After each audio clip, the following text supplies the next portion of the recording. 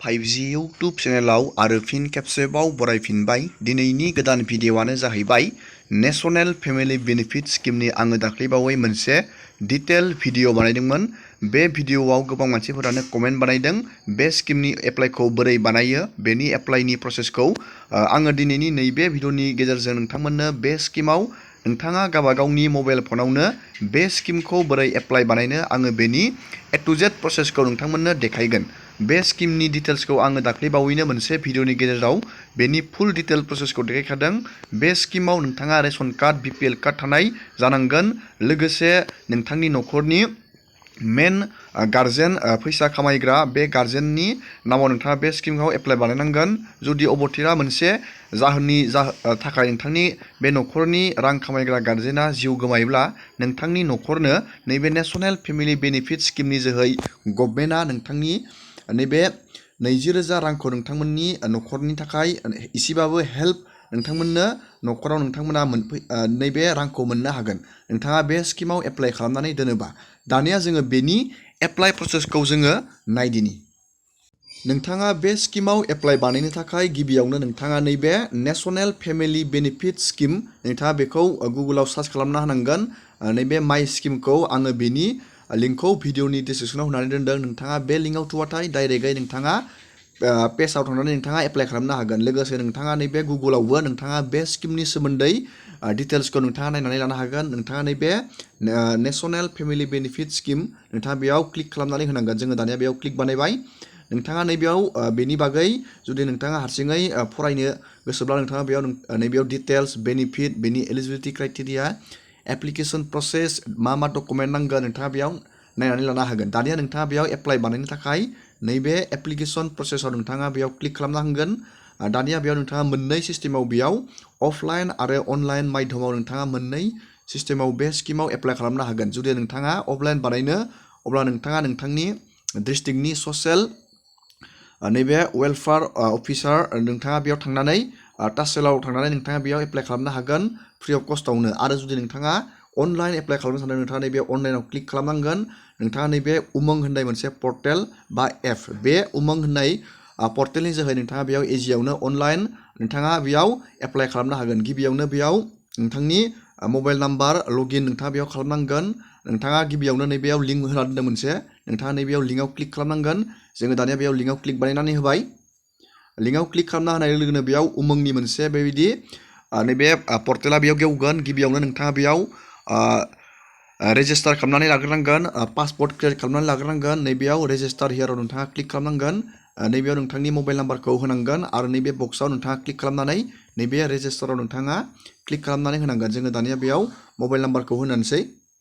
दानिया बेयाव मबाइल नाम्बारखौ आरो नैबेयाव नैबे बक्सआव क्लिक बानायबाय। दानिया जों नैबे रेजिस्टाराव जोङो थुनानै होबाय।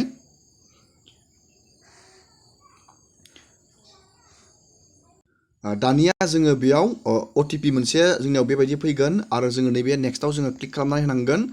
नेक्स्टआव क्लिक खालामना होनाय लोगोनो जों दानिया बेयाव पासवर्ड क्रियेट खालामनांगोन। बेयाव 6 डिजिट नोंथाङा पासवर्ड क्रियेट खालाम। दानिया नोंथाङा बेयाव 6 डिजिट जायखिया नोंथाङा बेयाव पासवर्ड क्रियेट बानायनांगोन बेबायदि। आरो नैबेयावबो नोंथाङा मोनसे कनफार्म पासवर्ड नोंथाङा 6 डिजिट बेयाव बानायनानै नोंथाङा नैबे नेक्स्टआव नोंथाङा क्लिक खालामनानै होनांगोन। आं अलरेडि बे पर्टेलाव अलरेडि आङो पासवर्ड क्रियेट बानायबाय। जोङो दानिया बेयाव लगइन खालामनानै नायदिनि। दानिया नोंथाङा नैबे लगइनाव फैफिननांगोन। नोंथाङा जि मबाइल नाम्बारखौ रेजिस्टार खालामदों नोंथाङा नैबेयाव मबाइल नाम्बारखौ बहायनांगोन आरो नोंथांनि पासवर्ड क्रियेट खालामनाय पिनखौ नोंथाङा नैबेयाव बक्सआव बहायनो नांगोन। जोङो दानिया बेयाव बहायनोसै। दानिया जोङो बेयाव मबाइल नाम्बार आरो पासवर्डखौ जोङो बेयाव बहायबाय। जों दानिया नैबे लगइनाव जोङो थुनानै होबाय। दानिया जोङो बे उमंग पर्टेलाव जोङो हाबबाय आरो जोङो दानिया बेयाव बोरै एप्लाइखौ बानायनो जोङो बेनि प्रसेसखौ दानिया नायदिनि। दानिया नोंथाङा एप्लाइ खालामनो थाखाय नैबे नोंथाङा नैबेयाव सार्च खालामनांगोन नेशनेल फेमिलि बेनिफिट स्किम आरो नोंथाङा नैबे मिनिस्ट्रि अफ रुरेल डेभेलपमेन्टआव नोंथाङा नैबे नुनो मोन्दों नेशनेल फेमिलि बेनिफिट स्किम। नोंथाङा बेयाव क्लिक खालामनानै होनांगोन। जोङो दानिया बेयाव क्लिक बानायनानै होबाय। दानिया बेयाव बेबायदि मोनसे पेज गेवगोन। नैबेयाव नोंथाङा नुनो मोन्दों नेशनेल फेमिलि बेनिफिट स्किम। नोंथाङा नैबेयाव एप्लाइआव नोंथाङा क्लिक खालामनानै होनांगोन। जोङो दानिया नैबे एप्लाइआव क्लिक बानायनानै होबाय। दानिया जोंनिया बेयाव नैबे फर्मा गेवबाय नेशनेल फेमिलि बेनिफिट स्किमनि अनलाइन फर्मा गेवबाय गिबियावनो नोंथाङा नैबे स्किमनि नामाव नोंथाङा बेयाव स्किमखौ क्लिक बानायनांगोन जोङो बेयाव क्लिक बानायगोन नैबे नेशनेल फेमिलि बेनिफिट स्किम नैबे NFBS नोंथाङा बेयाव नुनो मोन्दों जोङो बेयाव क्लिक खालामनानै होबाय बेबायदि दानिया नोंथाङा बेयाव स्टेटखौ नोंथाङा मा स्टेटआव थायो नोंथाङा गावबा गावनि स्टेटखौ बेयाव क्लिक बानायनो नांगोन जोङो बेयाव आसामखौ बेबायदि क्लिक बानायबाय दानिया नोंथाङा नैबेयाव नोंथांनि डिस्ट्रिक्टखौ बेयाव क्लिक बानायनांगोन आरो नोंथांनि बेयाव एरिया नैबेयाव साब डिस्ट्रिक्टखौ नोंथाङा बेयाव क्लिक बानायनांगोन आरो नैबेयाव ग्राम पन्सायतखौ नोंथाङा बेयाव क्लिक बानायनांगोन बेबायदि अट'मेटिक नोंथाङा बेबायदि प्रसेसआव बेयाव थांबाय थागोन नोंथांनि भिलेजाबो अट'मेटिक फैगोन आरो नोंथांनि हेबिटेसन नेम आरो नोंथाङा नैबेयाव नोंथांनि नामखौ नोंथाङा नैबेयाव लिरनांगोन आरो नैबेयाव हासबेन्ड बा फादार नोंथांनि बेयाव लिरनांगोन आरो नोंथांनि जेन्डारखौ क्लिक खालामनांगोन मेल फिमेल आरो नोंथांनि डेट अफ बार्थखौ नोंथाङा नैबेयाव बहायनांगोन आरो नोंथांनि नैबेयाव डेट अफ डेथ बेखौ नांलाया नैबेयाव एजखौ होनांगोन आरो नैबे कास्टखौ नोंथाङा क्लिक बानायनांगोन आरो नोंथांनि नैबेयाव एड्रेस आरो नैबेयाव पिन क'डखौ होनानै नोंथाङा नैबे नेक्स्ट नोंथाङा क्लिक खालामनानै होनांगोन जोङो दानिया बे फर्मखौ फिलआप बानायनानै जोङो नेक्स्टआव थांनानै नायनोसै जोङो दानिया बे फर्मखौ गासैयावबो जोङो फिलआप बानायबाय जोङो दानिया नेक्स्टआव जोङो नायदिनि दानिया जोङो बेयाव एप्लिकेन्टनि डिटेल्सखौ जोङो बेयाव फिलआप बानायखांबाय दानिया जोङो नैबेयाव क्लेमेन्ट डिटेल्सखौ जोङो बेयाव फिलआप बानायगोन नैबे एप्लिकेन्ट डिटेल्सनिफ्राय नैबे जाय मानसिया बे रांखौ क्लेम बानायगोन बेनि गार्जेननि नैबेयाव गार्जेननि फिसाला बा हिन्जाव बेफोरनि क्लेमेन्ट डिटेल्सखौ जोङो नैबेयाव बहायनांसिगोन जोङो दानिया बेयाव बेनि स्टेटखौ नोंथाङा नैबेयाव क्लिक बानायनांगोन डिस्ट्रिक्ट नैबेयाव एरिया साब डिस्ट्रिक्ट ग्राम पन्सायत भिलेज आरो नैबे हेबिटेसन नैबेयाव नमिनिनि नाम आरो नैबेयाव बेनि फादार हासबेन्ड नेम आरो बेयाव रिलेसनखौ नैबेयाव होनांगोन मा जायो नैबेयाव जेन्डार आरो नैबेयाव डेट अफ बार्थ आरो नैबेयाव बेनि एज आरो नैबेयाव कास्ट एड्रेस नैबेयाव पिन कड बेखिनि डिटेल्सखौ बेयाव बहायनांगोन जोङो दानिया बे डिटेल्सखौ बहायनानै जोङो नेक्स्टआव थांनानै बेनि प्रसेसखौ जोङो नायबावगोन दानिया जोङो बेयाव नमिनिनि डिटेल्सखौबो जोङो बेयाव फिलआप बानायबाय जोङो नैबे नेक्स्टआव जोङो दानिया क्लिक खालामनानै होनोसै दानिया नोंथाङा नैबेयाव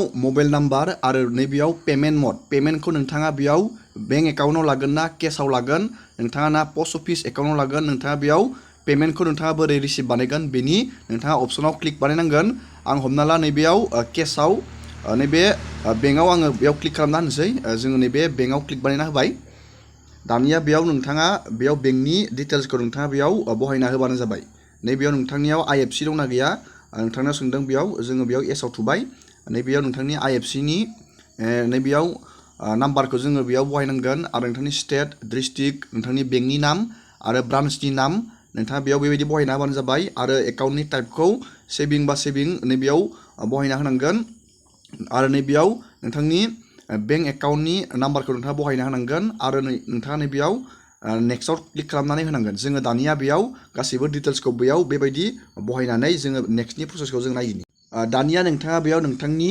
आधारनि नाम आरो आधार कार्डनि नाम्बारखौ नैबेयाव बहायनांगोन आरो नैबेयाव फट' आपल'ड खालामनांगोन 50 KBनि नोंथाङा गाहायाव नैबेयाव JPG फट' आपल'ड खालामनांगोन आरो नोंथाङा नैबेयाव साबमिटआव थुना होनाय लोगो लोगोनो नोंथाङा बेयाव एप्लाइ खालामनो हागोन जोङो दानिया बे प्रसेसखौ जोङो बानायनानै बेयाव साबमिट जोङो बानायनानै होदिनि दानिया बेयाव गासैबो डिटेल्सखौ बेयाव फिलआप बानायबाय दानिया जोङो नैबेयाव साबमिटआव जोङो क्लिक खालामनानै होनोसै साबमिटआव क्लिक खालामनाय लोगो लोगोनो जोंनियाव मोनसे OTP फैगोन जोङो नैबेयाव OTPखौ इन्टार खालामनानै जोङो बेयाव बहायनांगोन जोङो नैबे गेट OTPआव जोङो क्लिक खालामना होबाय दानिया जोंनिया बेयाव मोनसे OTP फैगोन जों नैबे OTPखौ नैबे बक्सआव बहायनानै जोङो बेयाव भेरिफाइ खालामबानो जोंनिया एप्लाइआ जागोन दानिया जोङो बेयाव OTPखौ बहायबाय आरो जों नैबे भेरिफाइआव जोङो क्लिक खालामनानै होबाय दानिया जोंनिया साक्सेसफुलि बेबायदि एप्लाइआ बेबायदि जोंनिया बेयाव साक्सेसफुलि डान जाबाय नोंथाङा बेबायदिनो बेयाव बेबायदिनो नोंथाङा नेशनेल फेमिलि बेनिफिट स्किमाव नोंथाङा एप्लाइ खालामनो हागोन आरो आं नोंथाङा बे रांखौ नोंथाङा बोरै नोंथाङा क्लेम खालामनो आरो नोंथाङा बे स्किमनिफ्राय बोरै नोंथाङा नोंथांनि एप्लाइ खालामनायनि स्टेटासखौ ट्रेक खालामनो आङो नेक्स्ट भिडिअआव बेनि प्रसेसखौ देखायबावगोन भिडिअआ गोलाव जाबाय बेनि थाखायनो आङो दिनैनि भिडिअखौ बेखिनियावनो फोजोबबाय नोंथाङा भिडिअखौ नायनानै मोजां मोनोबा लाइक खालामबानो जाबाय आरो बेबायदिनो गोदान गोदान आपडेट डिटेल स्किम डिजिटेल खौरां मिथिनो थाखाय नोंथाङा चेनेलाव गोदानबा चेनेलखौ साबस्क्राइब खालामबानो जाबाय एसेनोसै दिनैनि भिडिअआ